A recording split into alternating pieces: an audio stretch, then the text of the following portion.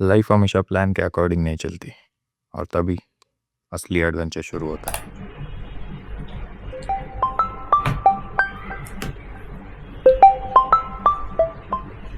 Hello. Hello विनय, बोलना। वो अपने ट्रेन टिकट का क्या अपडेट है? ट्रेन टिकट्स मैं चेक करता हूँ।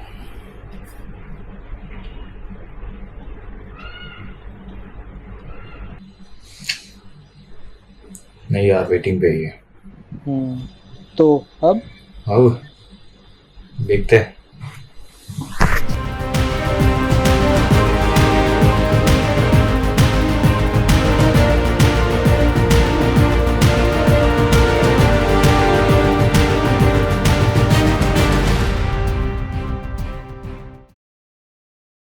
और ये था हमारी तवांग जर्नी का पहला ट्विस्ट है। पर हम कहाँ रुकने वाले थे? हम विदाउट टिकट ही निकल पड़ते हैं बाय कार।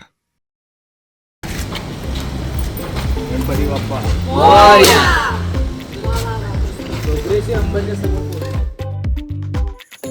मुंबई से गुवाहाटी करीब 2600 किलोमीटर का सफर था। रोड बदलते गए, फॉरेस्ट, सिटीज, एंडलेस हाईवेज, पर हर किलोमीटर के साथ हम हमारे डेस्टिनेशन के और करीब जा रहे थे।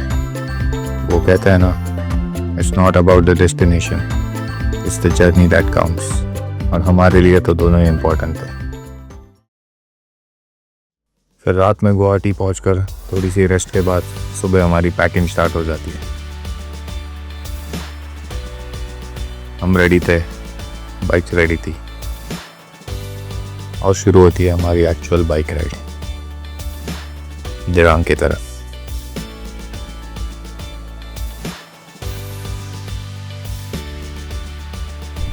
जैसे जैसे बाइक्स आगे बढ़ रही थी, दिल की एक्साइटमेंट और बढ़ते जा रही थी। ये वो मोमेंट था जिसका हम 4 महीनों से इंतज़ार कर रहे थे।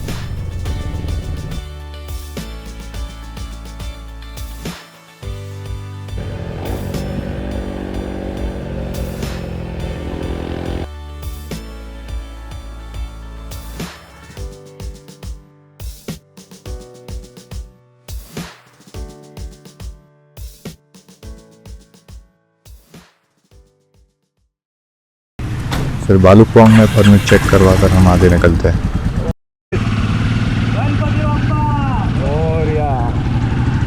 भालुकपोंग से आगे लैंडस्केप ही बदल जाता है। रास्ता पहाड़ों से भरा था। रास्ते में कभी क्लाउड साथ चले, कभी रिवर्स ने रास्ता दिखाया, और कभी सुंदर वाटरफॉल्स।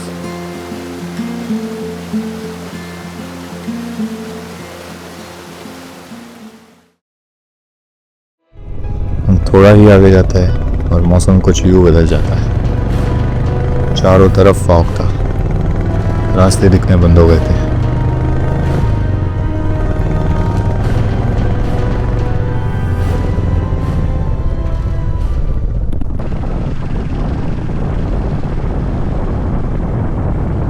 और थोड़ी देर रुककर छोटे से ब्रेक के बाद हम फिर से हमारे रास्ते पे निकल पड़ते हैं।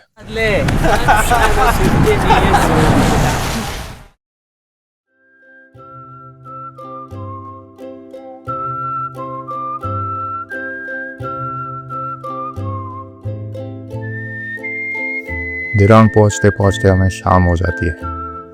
थोड़ी थकान तो थी, लेकिन उससे ज़्यादा एक सेटिस्फैक्शन था दिरांग पहुंचने का। अब हमारा सफ़र एक नए मोड़ पे था। खाल्ले मोठे झाले तर चांगलं दिसेल.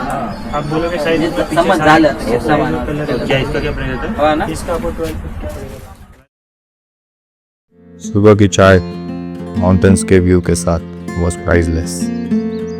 आज का दिन सिंपल था, नेचर को फील करना, मंडला टॉप, सांगती वैली और हॉट स्प्रिंग। आज हम दिरांग में ही घूमने वाले थे।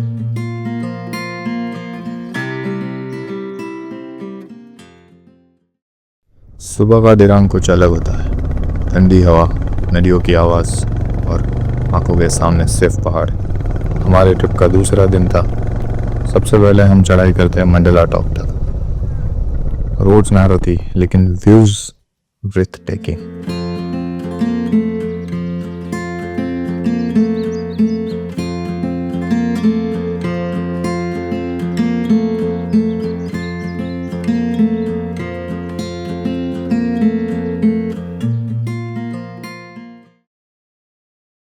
और जैसे ही टॉप पे पहुंचते 108 स्तूपा एक लाइन में और एक शांति का एहसास।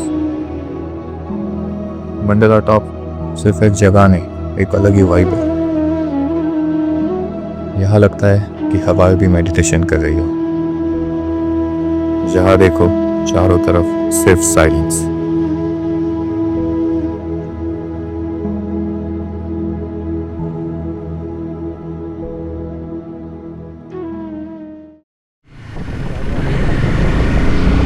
मंडला से निकलकर हम चलते हैं सांकी वैली की तरफ। ये जगह एक हिडन पैराडाइज है। ग्रीन वैली, फ्लोइंग रिवर और बैकड्रॉप में माउंटेन्स।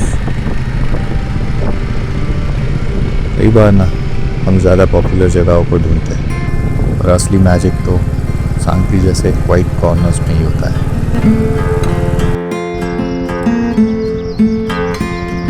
नदी दौड़ गई।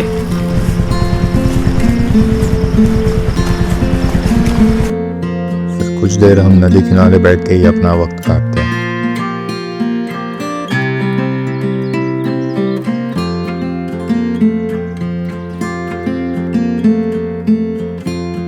और फिर दिन का last stop, natural hot water spring. ये मोमेंट था स्ट्रेस फ्री होने का, रिचार्ज होने का, क्योंकि कल हम हमारे सबसे अवेटेड डेस्टिनेशन जाने वाले थे।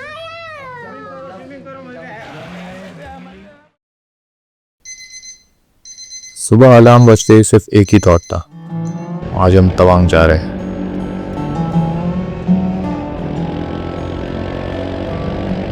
एक ऐसा नाम जिसके पीछे कहानियां है, हिस्ट्री है और एक ड्रीम है।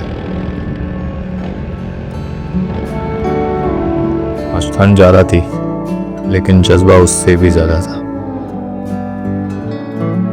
दिरांग से तवांग का सफ़र कुछ 140 किलोमीटर का ही था, लेकिन असली चैलेंज तो हाइट का था, क्योंकि बीच में हमें एक हाई पास क्रॉस करना था, सेला पास।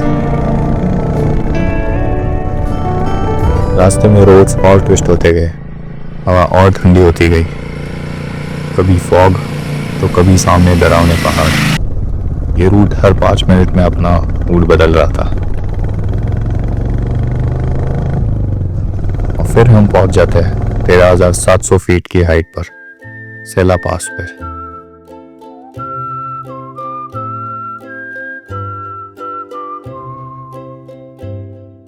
हम फोटोज ही खिंचवा रहे थे, तभी किसी ने कहा कि ऊपर बंकर से व्यू बहुत सुंदर आता है।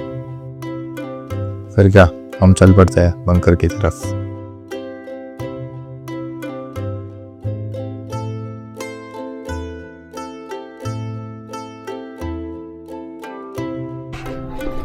अभी सिर्फ 2 मिनट की हाइट पे जो व्यू मिला है,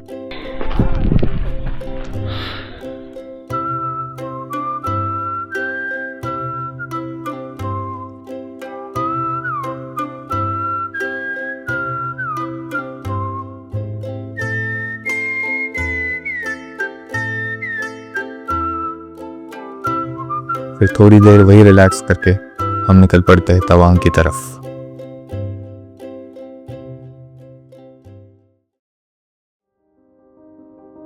सेला क्रॉस करने के बाद तवांग ज्यादा दूर नहीं था।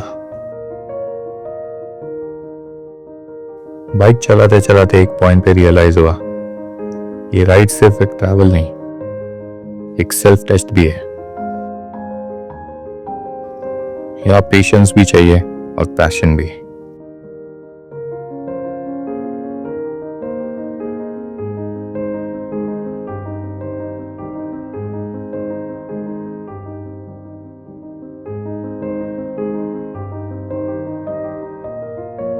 शाम के आसपास हम तवांग पहुंच जाते हैं। कोल्ड ब्रीज थी और दिल में एक गर्म से फीलिंग।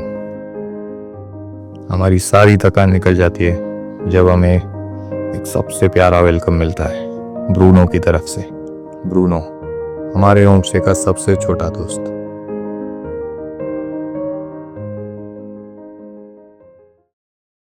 दिन की शुरुआत होती है एक हेवनली व्यू के साथ, ठंड से भरी सुबह और पहाड़ों के बीच ब्रेकफास्ट का एक पीसफुल मोमेंट। एक नई सुबह, एक नई कहानी। तवांग की हवा में कुछ बात तो है। यह आके लगता है कि वक्त स्लो हो गया। आज हम एक्सप्लोर करने वाले थे तवांग का असली रूप, स्पिरिचुअलिटी, हिस्ट्री और सैक्रिफाइस का संगम।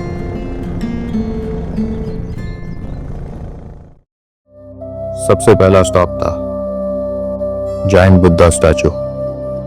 ये स्टैचू सिर्फ एक मूर्ति नहीं, ये एक शांति का प्रतीक है।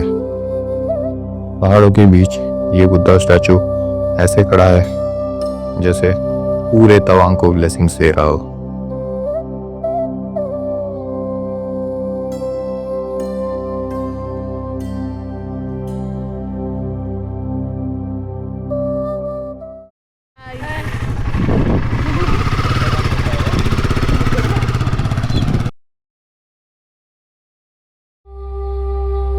हमारा अगला स्टॉप था तवांग मोनेस्ट्री, इंडिया की लार्जेस्ट और वर्ल्ड की सेकंड लार्जेस्ट मोनेस्ट्री और नॉर्थ ईस्ट का स्पिरिचुअल हार्ट। यहाँ के रंग, यहाँ की खामोशी, सब कुछ दिल टच कर जाता है। ऐसा लगता है जैसे यहाँ के इंसान थोड़ा और बेटर बन जाता है।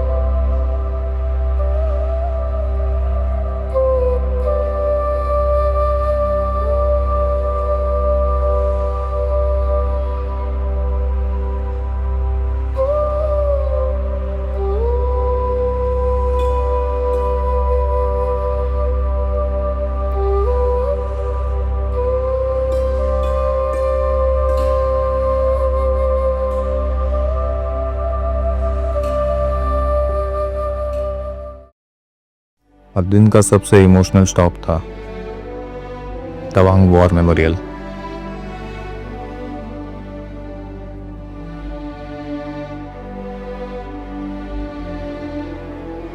ये मेमोरियल बनाया गया था उन सैनिकों के लिए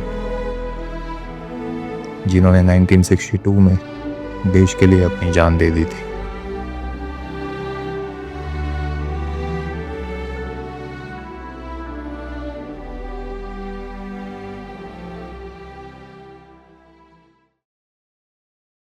फिर वही म्यूजियम में हमें 1962 वॉर और तवांग के कल्चर के बारे में थोड़ा बहुत पता चलता है।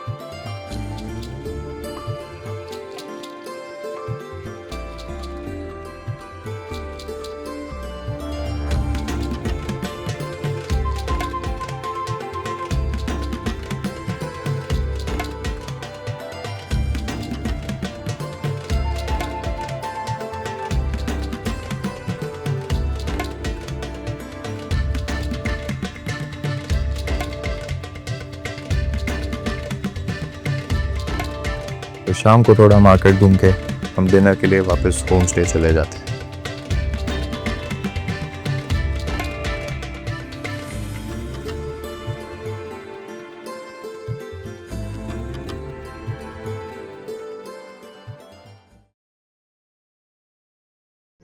आज का दिन एक अलग ही इमोशन लेके आया था। तवांग के बाद हमारा प्लान था इंडिया तिब्बत बॉर्डर के पास जाने का, बुमला पास।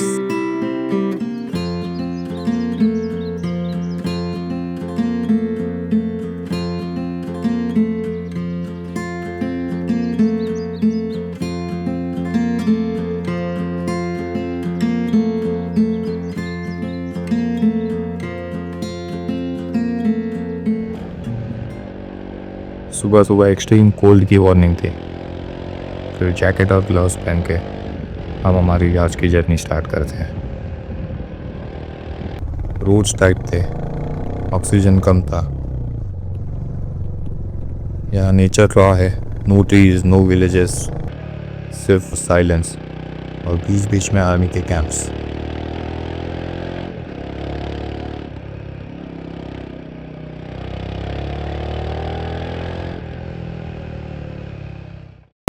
We are at India-China border. Finally, after 7 days of traveling, we reached. ये देखिए हमारा तिरंगा, ऐसे दिख रहा है हमारा तिरंगा, क्या बात है। निज देश है मेरा, स्वदेश है मेरा। ये वही जगह है जहाँ 1962 में भारत और चाइना के बीच वॉर हुई थी, लेकिन आज यहाँ एक पीस गेट लगाया गया है, symbol of friendship and strength.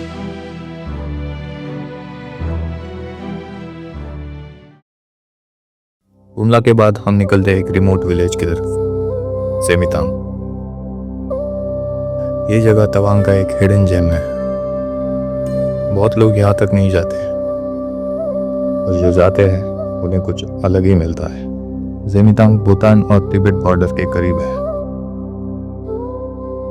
यहाँ की शांति ऐसी है जैसे दुनिया की दौड़ थम गई हो।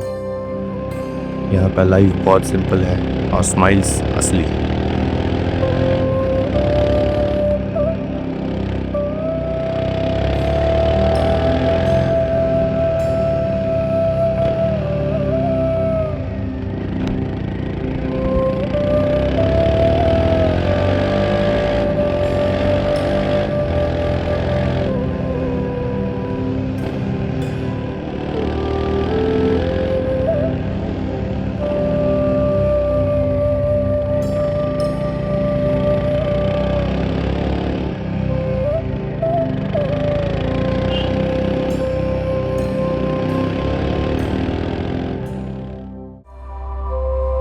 शाम को हम गोरसम चौतेन गए, सेमितांग का प्राइड और अरुणाचल का लार्जेस्ट स्तूपा।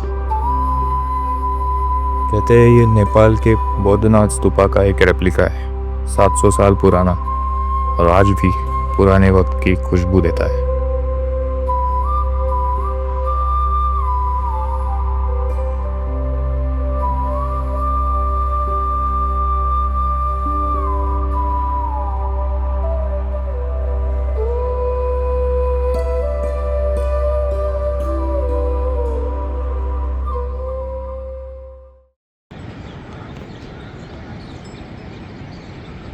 लेकिन जब मन में जुनून हो तब ठंड भी एडवेंचर लगती है, और आज का दिन वही था।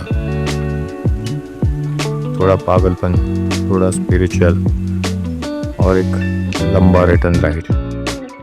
सबसे पहले एक क्रेजी आइडिया है, एक नेचुरल कोल्ड पॉन्ड बनाने का, पहाड़ों के बीच फ्रीजिंग वाटर, और हम पागल लोग।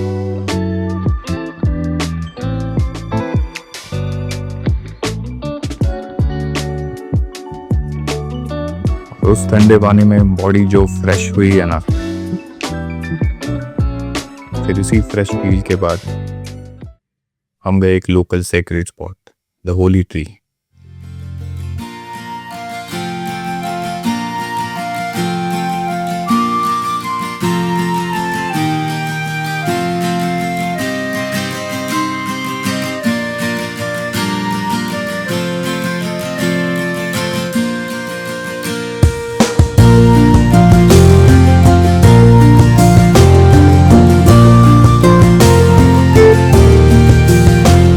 चलते चलते हमें एक सस्पेंशन ब्रिज लगता है। इस ब्रिज पर एक टाइम पे सिर्फ एक ही आदमी जा सकता था, और जैसे ही अगला कदम रखते हर एक कदम के साथ ये ब्रिज हिल रहा था। ऊपर ये पतला सा ब्रिज और नीचे से तेज बहती नदी।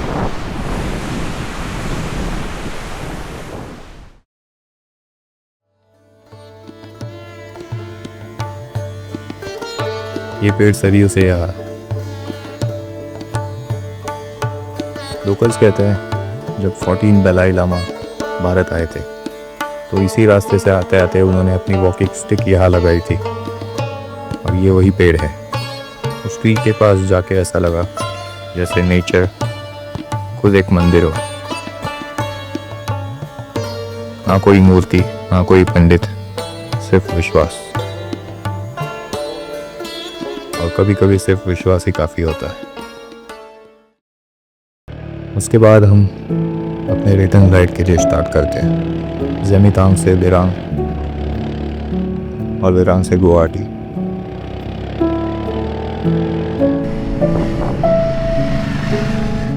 और इस बार हमने नया रास्ता लिया था, सेला टनल से। सेला पास के रास्ते पीछे छूट गए थे।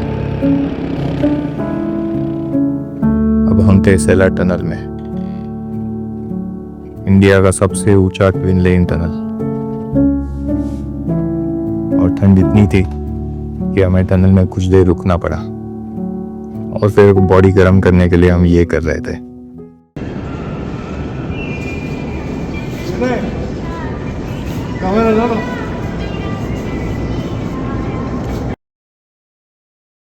और शाम तक हम वापस देरांग पहुंच जाते। थोड़ी थकान थी, थोड़ा नॉस्टैल्जिया, पर एक स्ट्रॉन्ग फीलिंग थी कि हम कुछ अलग करके आए हैं। ज़ेमितांग का रॉ नेचर, कोल्ड पॉइंट का मैडनेस, होली ट्री और सेला टनल, ये सब मिला एक ही दिन में। आखिरी दिन था देरांग से गुवाहाटी तक की रिटर्न राइड। थोड़ी खामोशी टीम में थी, शायद दिल से सब वापस नहीं जाना चाहते थे। बाइक की आवाज़, यादों का फ्लैशबैक और एक हेवी हार्ट।